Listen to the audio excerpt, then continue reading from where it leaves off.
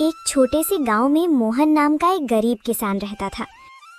वो दिन रात खेतों में मेहनत करता, लेकिन फिर भी मुश्किल से अपने घर का खर्च चला पाता था।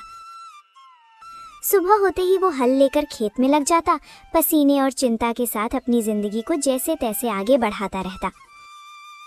मोहन की पत्नी सरला एक सीधी साधी और समझदार महिला थी, जो हर हाल में घर संभालती थी। उसकी 2 बेटियां थीं।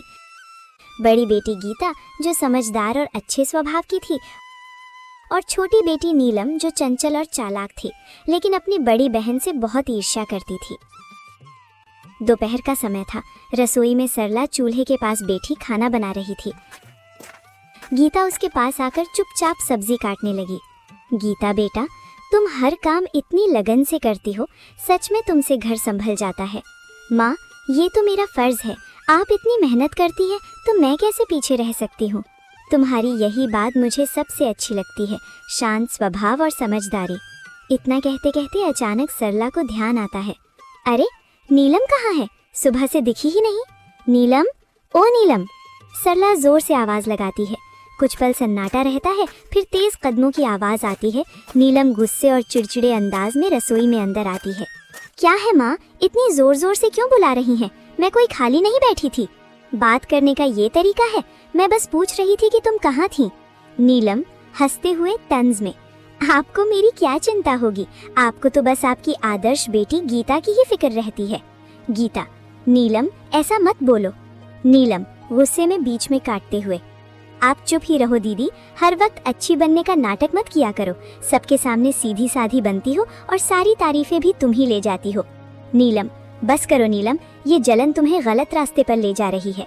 हाँ, जलन है मुझे, क्योंकि मुझे हमेशा आप दोनों के बीच में छोटा और बेकार महसूस कराया जाता है। आप दोनों को तो बस एक दूसरे की अच्छाई ही दिखती है।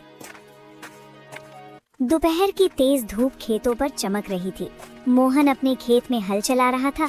उसके कपड़े पसीने से भीग चुके थे, लेकिन वो बिना रुके काम करता जा रहा था। चारों तरफ सन्नाटा था, बस बैलों की धीमी चाल और हल्की मिट्टी चीरने की आवाज सुनाई दे रही थी।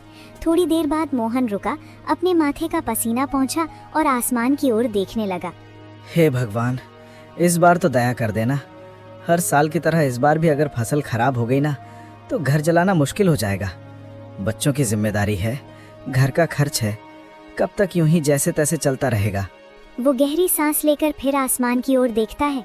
बस भगवान, इस बार कोई मुसीबत मत आने देना। बारिश समय पर हो जाए, फसल अच्छी हो जाए, ताकि मेरे बच्चों को थोड़ा अच्छा जीवन दे सकूं। इतना कहकर वो फिर से काम करने लगता है। तभी दूर से कोई आवाज लगाता है। अरे मोहन! मोहन मुड़कर देखता है। उसका दोस्त रामलाल उसकी तरफ आ रहा होता है।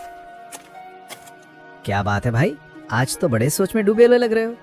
क्या बताऊं रामलाल, किसान की जिंदगी ही ऐसी है।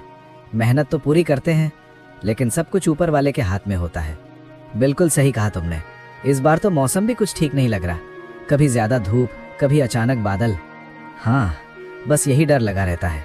अगर समय पर बारिश नहीं हुई तो सारी मेहनत बेकार चली जाएगी। लेकिन मेहनत करने वालों का साथ भगवान जरूर देता है। देखना, इस बार सब अच्छा होगा। थोड़ा माहौल हल्का होता है, फिर रामलाल मुस्कुराते हुए पूछता है। अच्छा छोड़ो ये सब, बताओ घर पे सब कैसे हैं? भाभी जी और तुम्हारी दोनों बेटियां कैसी हैं? सब ठीक हैं। सरला तो हमेशा की तरह घर संभाल रही है, और मेरी बड़ी बेटी गीता, वो तो बहुत समझदार हो गई है। घर के हर काम में हाथ बटाती है, कभी शिकायत नहीं करती। अरे वाह, ये तो बहुत अच्छी बात है। आजकल ऐसी लड़कियां कहाँ मिलती हैं। हाँ, लेकिन छोटी वाली नीलम, उसका स्वभाव थोड़ा अलग है। चंचल है और कभी कभी गुस्सा भी जल्दी आ जाता है। समझाने की कोशिश करता हूँ, लेकिन उम्र भी तो ऐसी है। कोई बात नहीं मोहन, धीरे धीरे सब समझ आ जाता है। बच्चे हैं, समय के साथ सीख जाते हैं। बस यही उम्मीद है कि दोनों बेटियां सही रास्ते पर चलें और खुश रहें। बाकी भगवान की मर्जी। दोनों कुछ पल के लिए खेत की तरफ देखते हैं, फसल, मिट्टी और अपने संघर्ष भरे जीवन को। चलो भाई, हिम्मत मत हारना, सब ठीक होगा। हाँ।